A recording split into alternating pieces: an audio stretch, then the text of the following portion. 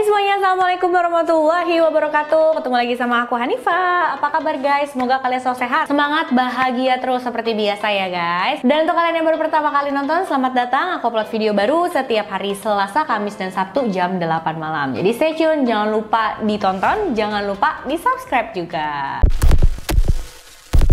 Oke guys, hari ini kita akan melipir ke negara yang gak begitu jauh dari Indonesia, yaitu Australia.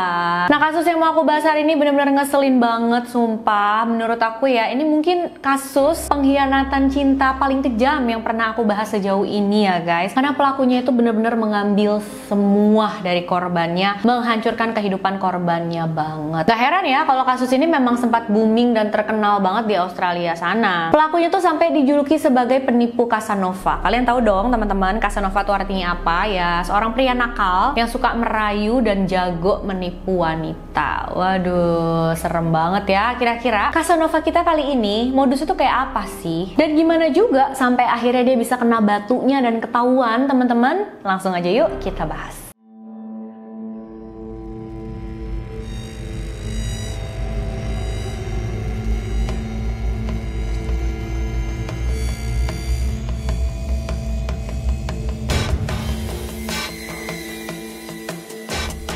Jadi ceritanya pada tahun 2017, kepolisian Australia menangkap seorang pria dengan tuduhan penipuan. Jadi dia ini sudah menipu seorang desainer terkenal yang ada di sana sebanyak $850.000. Waduh, itu banyak banget. Kalau dirupiahin, ia sampai belasan miliar kali ya. Banyak banget deh pokoknya itu teman-teman. Pria ini menipu dengan skema investasi. Dan ternyata setelah diselidiki lebih dalam lagi sama polisi, pria ini bukan pertama kalinya menipu guys. Sebelum dia menipu desainer terkenal itu, dia juga sudah melakukan beberapa penipuan lain. Masih dalam skema investasi juga. Dan dari semua penipuan berkedok investasi yang dia lakukan itu, dia berhasil dapat uang sebesar $78 juta. Teman-teman, 78 juta. Aduh ya Allah, itu banyak banget ya pasti ya. Kalau dirupiahin kayaknya sampai deh triliunan ya. Dan ternyata modusnya bukan cuma berkedok investasi aja, tapi juga ada penipuan cintanya guys. Dia menipu beberapa wanita dengan pesonanya. Pasti kalian penasaran dong, siapa sih pria ini? Gimana juga modus operandinya sampai dia bisa dapat uang sebanyak itu dari hasil penipuannya coba. Dan baru ketahuan, hah kok bisa? Nah, kita bahas dulu yuk background dari pelaku. Pria ini bernama Hamish McLaren. Dia lahir di Australia pada tahun 1970 dan dia itu berasal dari keluarga yang cukup kaya sebenarnya. Tapi sayang aku nggak bisa nemuin banyak info tentang masa kecilnya Hamish ini teman-teman. Yang jelas pada saat dia dewasa, dia berhasil tuh jadi investment yang sukses. Tapi pada tahun 2006 dia bangkrut. Dia kehilangan rumahnya di Sydney, jadi dia pindahlah ke daerah lain tapi masih di Australia juga, yaitu New South Wales. Di New South Wales itu Hamish sering banget main ke pantai-pantai yang indah yang ada di sana. Apalagi saat itu kan dia masih punya banyak waktu luang, soalnya dia belum punya pekerjaan yang tetap gitu loh guys. Sampai akhirnya pada tahun 2008 di sebuah pantai yang bernama Bluish, Hamish bertemu dengan seorang wanita yang bernama Beck Rosen. Beck Rosen itu ke pantai juga lagi main-main aja sama ketiga anak lelakinya. Jadi sebenarnya Beck Rosen ini udah pernah menikah. Dari pernikahan itu dia punya 3 orang anak. Tapi hubungan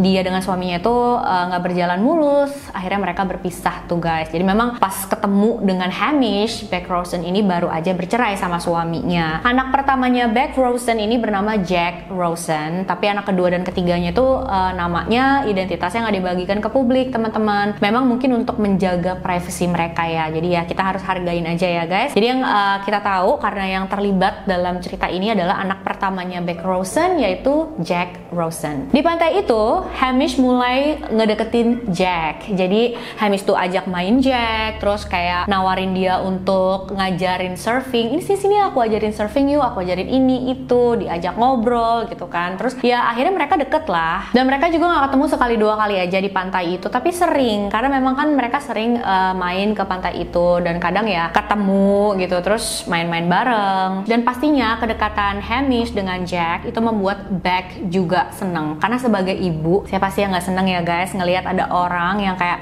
sayang dan peduli gitu sama anak kita. wanita. Apalagi saat itu Hamish kan memang masih muda. Jadi Beck Rosen ini juga terpesona dengan kebaikannya Hamish ke anaknya itu. Dan memang selain ngedeketin Jack, Hamish ini memang ngedeketin Beck Rosen juga. Dia kirim surat cinta berkali-kali buat Beck. Dan di dalam surat cinta itu ya Hamish ungkapin perasaannya. Dan ini ya masalahnya dengan Hamish nih teman-teman. Dia itu tahu banget apa yang mau wanita dengar. Jadi dia tuh tahu banget apa yang mau Beck dengar, apa yang diharapkan oleh Beck, dan dia kayak langsung mewujudkan itu gitu. Jadi Hamish bilang di dalam suratnya itu, aku cuma pengen punya keluarga kecil yang bahagia katanya, dan aku nggak peduli dengan masa lalu kamu apapun itu, kayak gimana pun itu, aku akan terima apa adanya karena aku juga punya masa lalu yang nggak sempurna. Wah, gila kan? Itu pastinya bikin Beck Rosen semakin meleleh, semakin kayak kagum lah gitu, kagum sama Hamish. Jadi dia kayak ngerasa, wah ini pria baik banget sih, udah baik sama aku, terima aku apa adanya, baik sama anak-anakku juga. Dan Hamish juga memang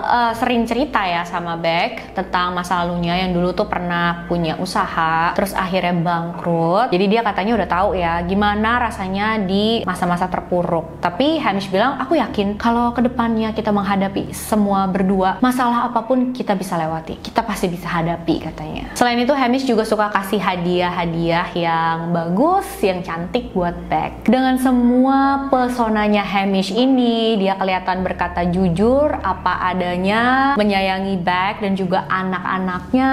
Ya pastinya saat itu Beck berpikir, wah ini bener-bener pria yang tepat banget kayaknya buat jadi suami aku, buat jadi ayah untuk anak-anakku. Nggak heran ya, kalau akhirnya di tahun 2010, Beck Rosen memutuskan, berani mengambil keputusan untuk menikah dengan Hamish McLaren. Tapi setelah menikah, Hamish itu masih belum punya pekerjaan nih teman-teman. Jadi biaya hidup mereka itu memang cuma dari uang tunjangan pemerintah dan gajinya Beck. Karena udah lama gak bekerja, Hamish bilang sama Beck, aduh aku kayak gak betah deh di rumah terus kayak gini. Aku mau mulai bisnis investasi lagi. Jadi Hamish ini mau jadi investment lagi gitu ya teman-teman. Dan Hamish pun menyewa sebuah apartemen yang mewah di pinggir pantai di kota Woolloomooloo, Sydney. Tapi dia tinggal di apartemen itu sendirian. Beck dan ketiga anaknya nggak ikut ke sana, tetap tinggal di New South Wales. Nah saat itu kan Hamish juga baru mulai mau bisnis ya teman-teman. Jadi ya dia belum punya uang nih. Akhirnya memang sewa apartemen itu pakai uang tabungannya Beck. Dan kalian mau tahu kenapa Beck sampai mau ngasih uang tabungannya? Karena Hamish bilang kayak gini, dia ngeyakinin Beck Rosen tuh gini. Soalnya gini loh, kalau misalkan aku mau meyakinkan para investor aku nanti supaya mereka mau taruh uangnya di aku, ya aku juga harus kelihatan udah sukses. Makanya aku harus tinggal di apartemen yang mewah begitu. Jadi mereka yakin kalau mau naruh uang ke aku. Beck saat itu percaya aja sama Hamish. Karena satu hal yang harus kalian tahu juga nih dari Hamish, dia itu pinter banget meyakinkan wanita gitu. Dia pinter banget bikin wanita tuh merasa spesial dan bikin wanita itu ngerasa nggak mungkin banget deh si Hamish ini ngehianatin aku gitu loh. Jadi kalau menurut Beck ya, Hamish itu nggak kayak pria-pria yang dia kenal sebelumnya. Biasanya kan cowok itu kalau diajakin ngobrol atau misalkan kita curhat gitu, suka nggak fokus, nggak ngedengerin, kayak mikirin yang lain gitu ya. Tapi Hamish ini beda banget. Jadi setiap kali Beck cerita tentang masalah-masalahnya itu selalu didengerin sama Hamish. Dia tuh ngeliatin ke Beck gitu, kayak fokus banget sama dia. Dan pastinya ini membuat Beck tuh ngerasa, oh dia tuh kayaknya memang ngemikirin aku terus, memang peduli banget sama aku gitu loh. Padahal aku pribadi ngedengernya rada aneh juga sih teman-teman, kenapa harus sewa apartemen yang mewah di daerah yang jauh dari istri dan anak-anaknya, sendirian tinggal di sana gitu loh. Jadi ya agak aneh sih sebenarnya ya. Cuma ya mungkin saat itu Hamish ini lagi-lagi pinter banget untuk ngeyakinin Beck, dan akhirnya ya Beck percaya aja. Selain itu, Hamish juga memakai uang tabungan Beck untuk membeli mobil sport yang mewah.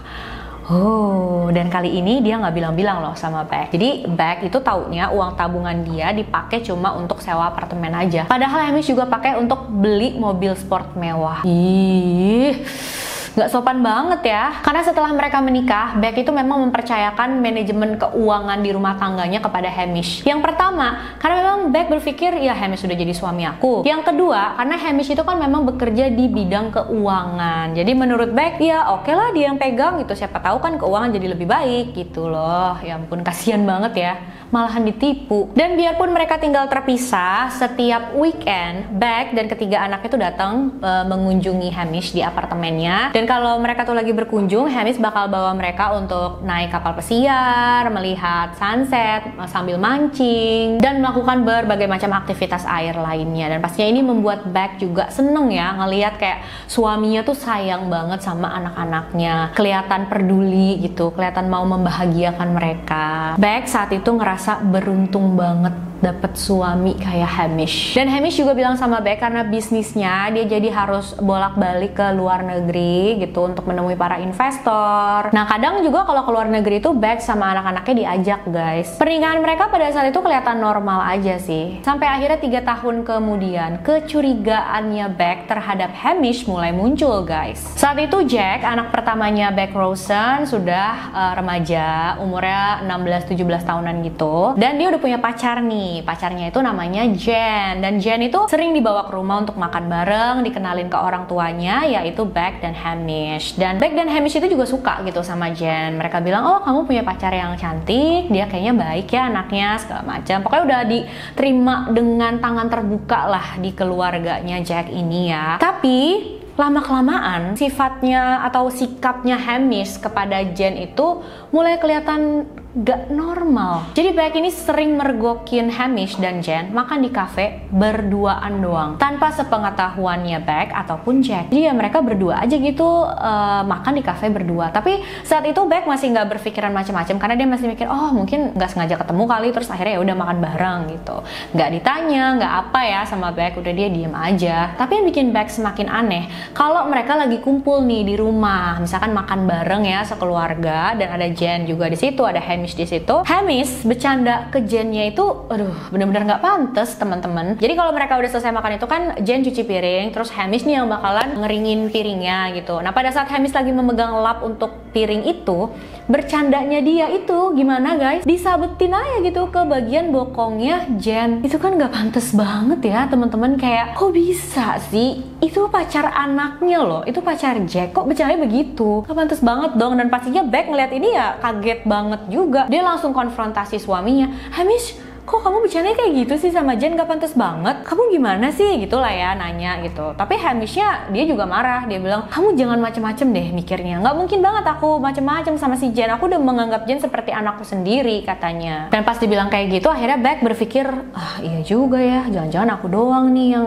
berlebihan pemikirannya. Ya udah dipendem aja lah gitu sama dia ya. Tapi kedekatannya Hamish dengan Jen itu semakin nggak normal. Jadi Hamish ini sering ngajakin Jen untuk pergi berduaan aja naik mobil sport yang dia punya itu guys.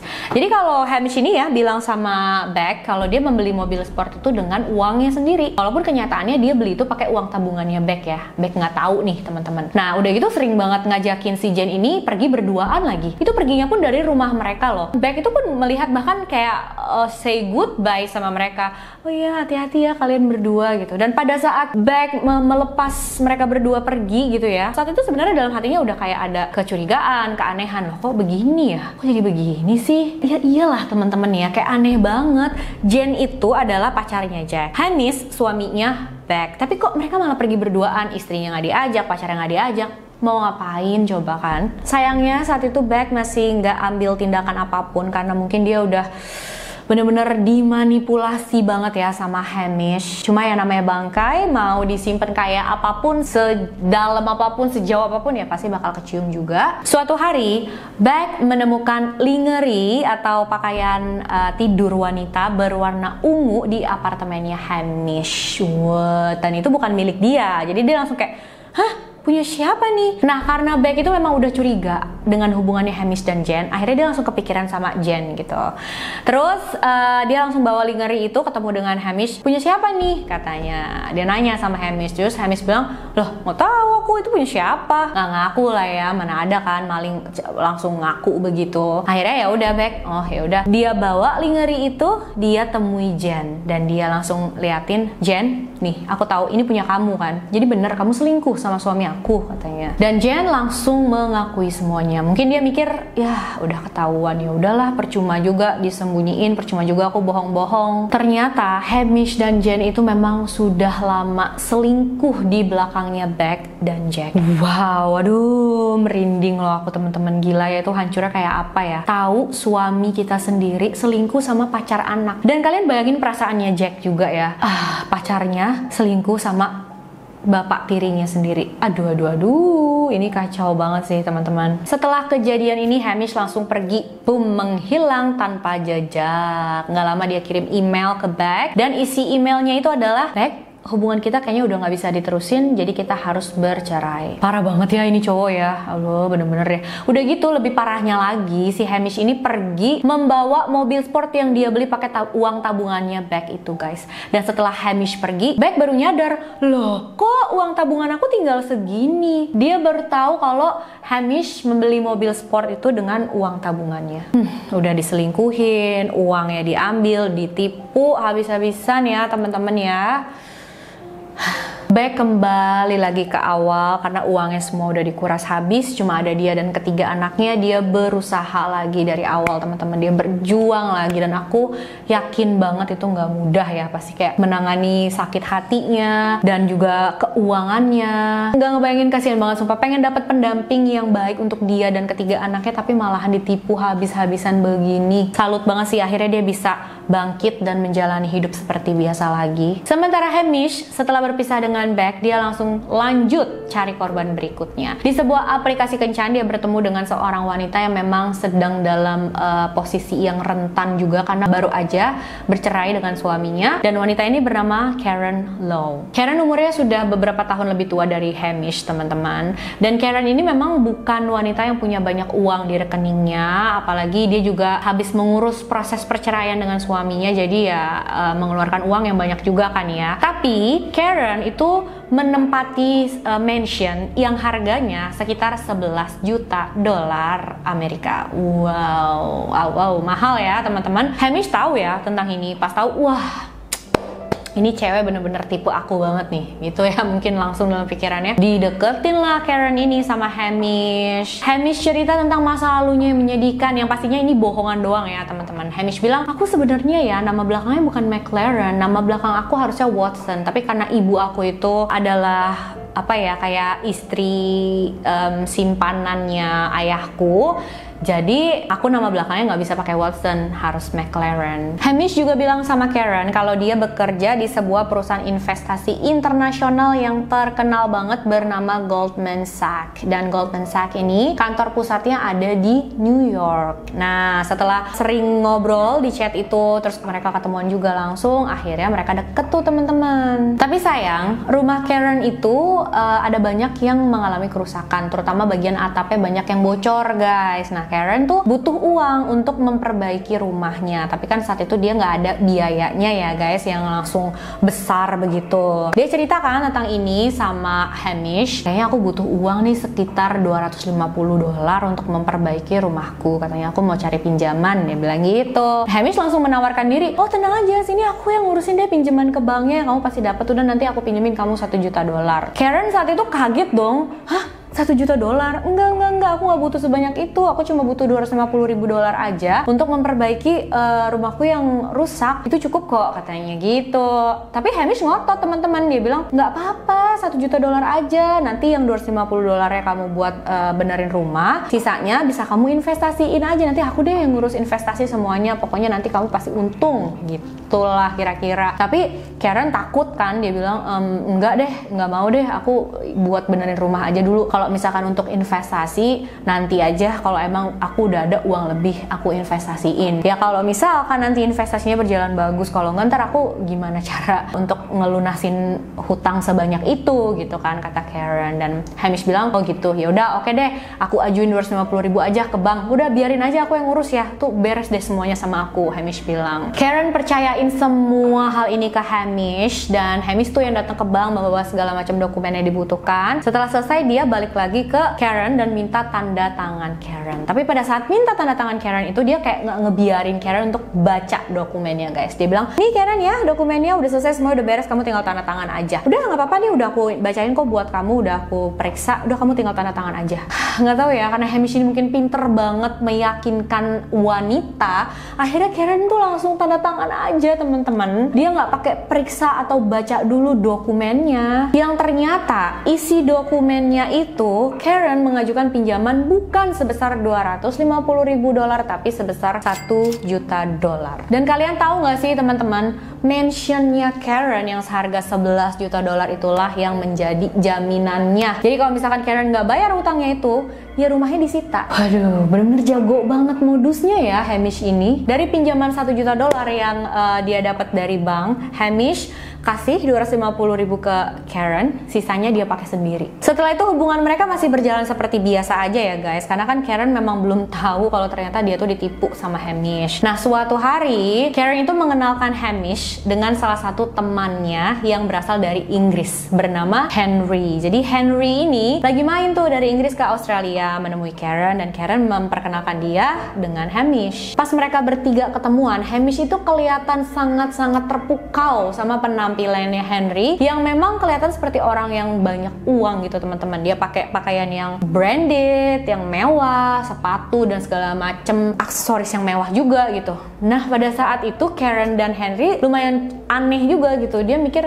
tau gak, kok dia bisa heran banget gitu ya, katanya kan dia juga banyak uang. Kalau memang benar dia banyak uang, masa dia sampai terpukau gitu sih ngeliat kamu?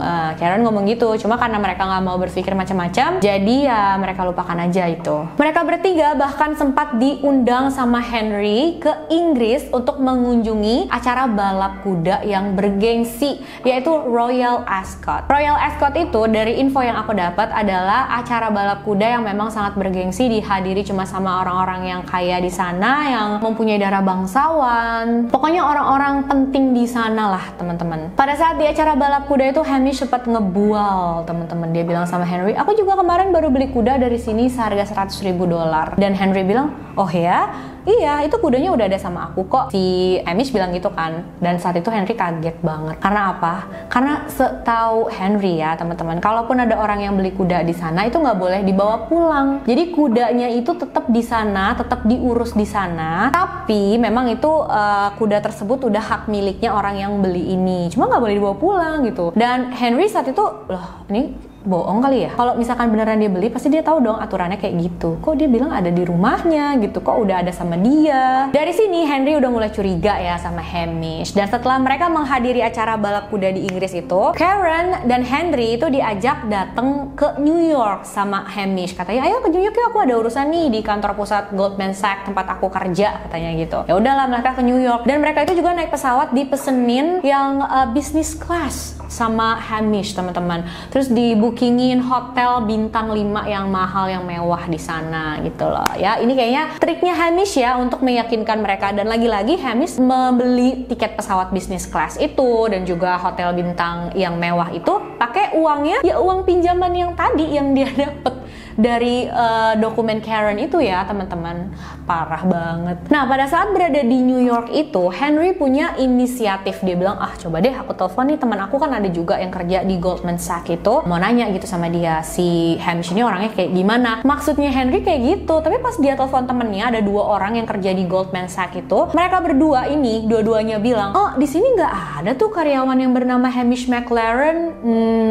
Nah lo ketahuan deh Hamish bohongnya guys. Jadi ternyata Hamish ini memang bohong juga sama Karen. Dia nggak kerja di Goldman Sachs itu. Setiap pagi nih dia rapi kayak orang mau berangkat kantor udah pergi. Padahal bukan kemana-mana, dia ke kafe ngopi gitu, makan. Nanti udah waktunya jam orang pulang kerja, ya udah dia pulang juga ke rumah. Aduh, bisa banget ya bohongnya ya. Sayangnya pas ketahuan ini Hamish udah kabur, menghilang lagi dia tanpa jejak. Beberapa hari kemudian Karen dapat tagihan dari bank yang besar banget. Dia langsung telepon ke bank, tanya ya tentang pinjaman yang dia ajukan, dan saat itu dia baru tahu, wah ternyata aku tanda tangani dokumen peminjaman $1 juta dengan jaminan rumah aku. Katanya langsung shock banget ya dia ya.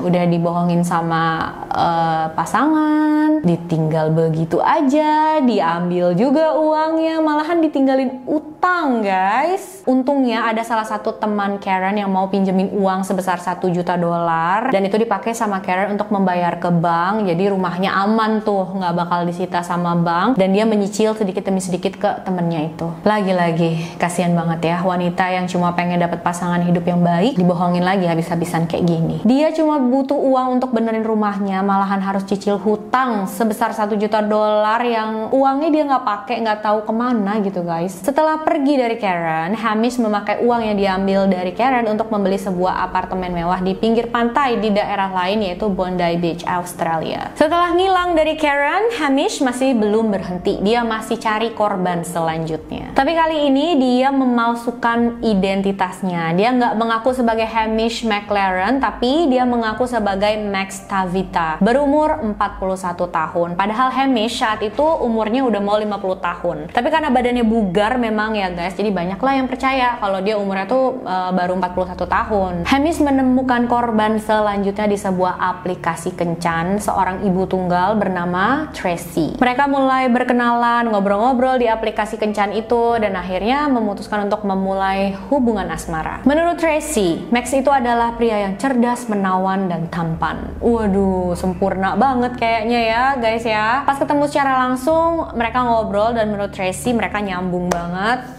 Hamish ini, atau yang dia kenal sebagai Max ini, bener-bener ya baik banget lah, fokus banget ke dia gitu, kayak peduli banget sama dia. Bahkan ya, Hamish ini pernah membawa Tracy ke sebuah pantai. Terus si Hamish ini membual lagi nih teman-teman. Dia bilang, Tracy, kamu tahu nggak kalau misalkan nanti aku akan menikah di pantai ini, karena di pantai inilah abu dari almarhumah ibuku disebar. Dan ini bohong, kok bisa-bisanya ya bohong kayak gini? Ini bohong banget, karena ibunya Hamish tuh masih hidup ternyata ya guys. Jadi belum meninggal, tapi dia bohong ya. Dia bilang udah meninggal, abunya disebar di pantai itu. Pokoknya Hamish itu menceritakan segala macam kebohongan tentang latar belakangnya ke Tracy. Ngedengar hal ini, pastinya Tracy ngerasa hubungan mereka tuh udah deket banget. Soalnya Hamish itu kan udah berani ya ceritain hal yang pribadi kayak gitu ke dia. Jadi mereka pun memutuskan untuk pacaran. Tracy semakin jatuh hati sama Hamish, dan dia memutuskan untuk tinggal bareng di apartemennya Hamish yang ada di Bondi Beach tadi. Tracy sama sekali nggak curiga sama Hamish ya, soalnya kalau dia lagi di apartemennya itu kan ada kotak surat, dan di dalam kotak surat itu Tracy bisa melihat tumpukan surat yang ditujukan untuk pria bernama Max Tavita. Jadi ya, oh iya ini benar gitu. Padahal surat-surat itu adalah Hamish sendiri yang buat, dia sendiri yang kirim. Jadi ada di situ ya dari dia juga. Aduh,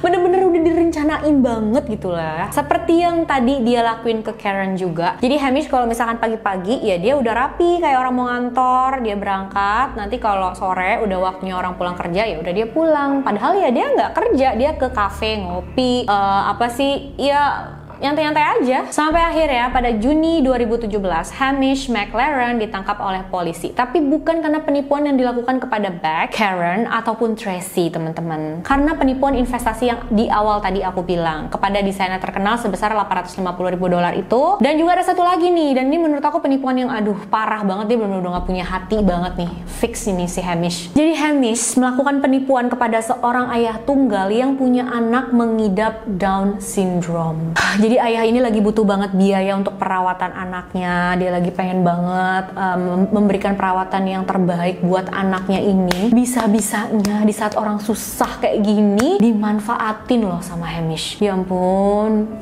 pengen nangis loh aku dengernya. Hamish juga mengaku sebagai Max Tavita ke ayah tunggal ini yang bernama Simon. Jadi Hamish menghampiri Simon, terus dia bilang, kamu butuh uang kan untuk perawatan anak kamu, dan itu bukan uang yang sedikit. Aku bisa bantu kamu. Kamu punya uang berapa sekarang? Kamu punya tabungan berapa? Sini kasih aja ke aku. Nanti aku investasiin. Dan aku yakin kamu bakal dapat 2 kali lipat dari uang yang kamu investasikan tersebut. Ayo coba pertimbangkan. Pikirin deh. Kamu bisa loh membiayai hidup kamu dan anak kamu. Kamu juga bisa memberikan perawatan terbaik loh buat anak kamu. Wah, pokoknya benar-benar diyakinin banget ya sama Hamish, Simon ini. Dan akhirnya Simon bilang, aku sih mau sih sebenarnya. Dan aku emang butuh banget. Jadi, tapi pertama-tama aku pengen kenalin kamu dulu ya, bahwa kamu kamu dulu ke beberapa teman aku yang memang kerja di bidang keuangan, di bidang investasi gitu. Dan akhirnya dibawalah Hamish ini ketemu dengan teman-temannya Simon itu, dan teman-teman Simon itu juga nggak bisa ngedetect kebohongannya Hamish ternyata guys. Mereka bilang sama Simon, ya itu kayaknya investasi yang aman gitu. Dan akhirnya Simon memutuskan memberikan semua tabungannya kepada Hamish untuk diinvestasikan. Yang kita tahu gak mungkin seperti yang dijanjikan balik 2 kali lipat itu ya, yang ada ambles semuanya. Tapi untungnya beberapa hari setelah itu, Hamish itu kan ketemuan dengan Simon. Nah, pada saat ketemuan itu, Simon membawa teman dekatnya. Ini benar-benar teman dekatnya, kayak udah sahabatan dari lama gitulah ya teman-teman. Nah, dibawa sahabatnya ini bernama Steve. Tapi Steve ini memang nggak punya pengalaman di bidang keuangan sama sekali teman-teman. Pekerjaannya bukan di bidang itu. Tapi pada saat ketemu dan mendengar investasinya itu seperti apa, melihat gelagatnya Hamish ini atau yang mereka kenal sebagai Max itu, Steve ini bilang sama Simon, Simon, maaf ya, tapi kayaknya aku agak curiga deh sama si Hamish itu, sama si Max itu, sama pria ini gitu. Kayaknya investasi yang dia bilang itu agak terlalu sempurna, terlalu baik untuk jadi kenyataan gitu. Agak mencurigakan kayaknya nih. Dan memang saat itu Steve sama sekali nggak punya bukti. Dia cuma punya feeling aja gitu ya. Dan karena memang Steve ini adalah teman dekatnya, jadi Simon lumayan kepikiran juga. Akhirnya mereka berdua coba cari-cari di Google, upload fotonya si Max ini, terus cari event-event besar gitu ya, siapa tahu ada yang ada foto dianya, dan ketemu guys. Jadi ada acara maraton belum lama itu diselenggarakan, dan di situ ada foto Max Tavita. Tapi di situ di artikel tersebut nama di foto itu bukannya Max Tavita tapi Hamish McLaren. Dicari tahulah sama mereka nama Hamish McLaren di Google lebih dalam lagi gitu, dan mereka ketemu beberapa artikel yang memberi informasi tentang pria bernama Hamish McLaren ini melakukan investasi yang ujung-ujungnya tuh nggak jelas. Nah, langsung sadar deh ya Simon saat itu, aduh iya nih bener, kayaknya aku ketipu nih sama dia. Kasian banget ya guys. Akhirnya mereka punya ide, sebenarnya ini adalah idenya Steve. Dia bilang gini sama Simon, oke Simon, tenang dulu, jangan langsung konfrontasi deh ke dia. Kita kalau menghadapi orang licik kayak dia ya kita harus imbangin juga gitu. Kita tipu aja dia lagi. Jadi idenya Steve adalah, Simon, kamu bilang gini aja sama dia, Max, ini ada loh temen aku yang kaya raya, dia punya uang banyak dan dia juga mau taruh uangnya di kamu, dia mau investasi sama kamu, bisa nggak gitu. Pastinya dia jawab bisa dong. Nah setelah itu Simon bilang lagi, tapi kalau misalkan supaya dia yakin mau taruh uang di kamu, mau investasi ke kamu balikin dulu deh uang aku yang kemarin itu ke tabungan aku, jadi aku bisa liatin ke dia, nih aku udah ada hasilnya loh dari dia nih, duit sebanyak ini gitu. Jadi nanti kan dia yakin kan mau taruh uang di kamu. Dan luar biasanya ya guys, idenya Steve ini berhasil, berjalan dengan mulus. Akhirnya sama si Hamish, uang yang tadi udah dikasih sama Simon dibalikin lagi ke rekeningnya Simon. Wah, setelah balik uangnya, langsung Simon dan Steve datang ke polisi dan melaporkan Hamish McLaren ini. Wah, beruntung banget ya Simon ya, menurut aku punya temen yang peduli banget sama dia. Karena tadi padahal udah dibawa ke orang-orang yang bekerja di bidang keuangan, tapi nggak tahu kenapa mereka nggak bisa ngedetect kebohongannya Hamish ini. Justru teman dekatnya yang nggak punya pengalaman ya di bidang keuangan malah punya feeling itu gitu loh guys. Luar biasa. Setelah ada laporan dari desainer tadi dan juga dari Simon, akhirnya polisi melakukan penangkapan pada Hamish. Di hari Hamish ditangkap, ternyata dia itu kan masih berhubungan dengan Tracy ya teman-teman, dan Tracy seharian itu nggak dapat kabar nih dari pacarnya, dari Hamish. Dia lumayan khawatir juga gitu, ini kemana ya, kok aku nggak dapat kabar dari dia, coba kirim pesan, coba telepon, tapi kok nggak ada jawaban, ditelepon juga nggak diangkat. Tracy sempat khawatir terjadi sesuatu sama pacarnya, sampai akhirnya dia nonton TV dan dia ngelihat berita kalau ada seorang pria tertangkap di sebuah apartemen dan pria itu sudah melakukan penipuan. Pas dilihat muka pria tersebut, Tracy kaget banget karena, what?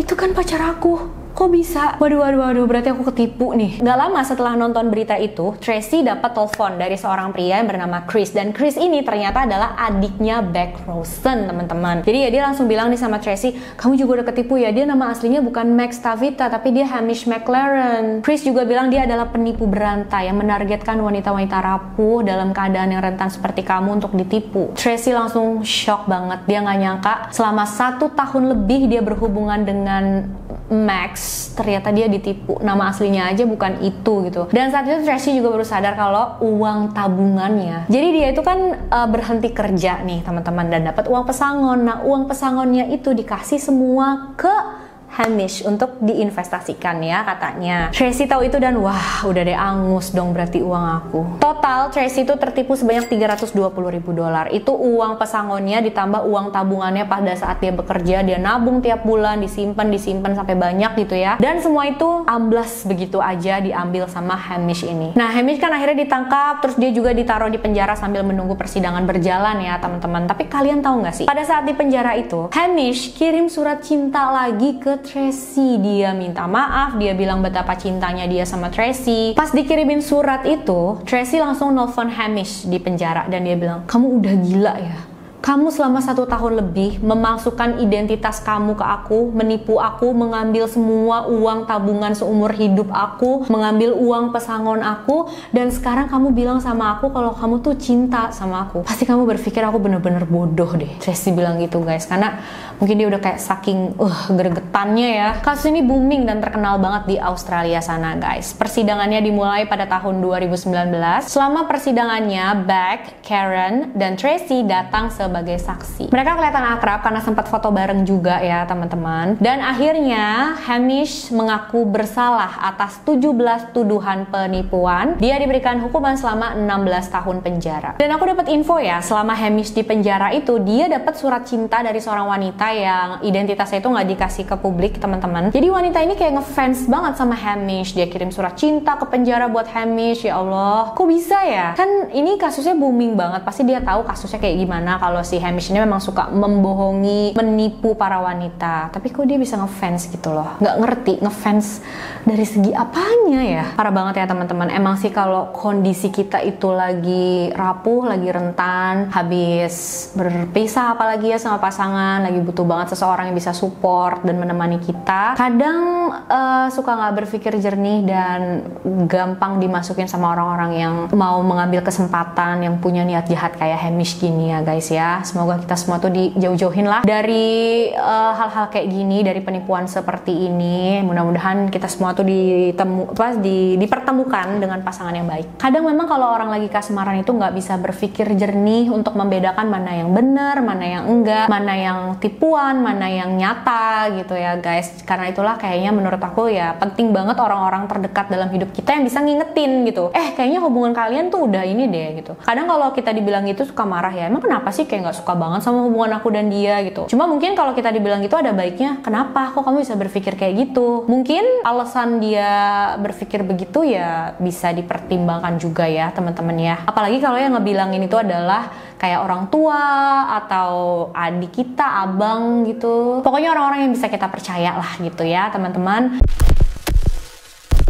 Menurut kalian gimana tentang kasus kali ini? Jangan lupa komen ya, aku pengen banget denger. Dan pernah nggak sih kalian ketemu sama pasangan yang macem begini ya? Amit-amit, jangan sampai sih. Tapi kalau misalkan ada pengalaman gitu atau mungkin saudara kalian atau temen atau gimana, boleh ya ceritain ke kita di kolom komentar. Jadi kita semua bisa tahu, ya saling berbagi informasi aja, ya nggak sih? Oke, makasih udah nonton videonya sampai akhir. Jangan lupa like, subscribe, dan share video ini sebanyak-banyaknya biar makin banyak yang nonton, aku makin semangat bikin videonya. Oke guys, sampai jumpa di video selanjutnya. Bye bye.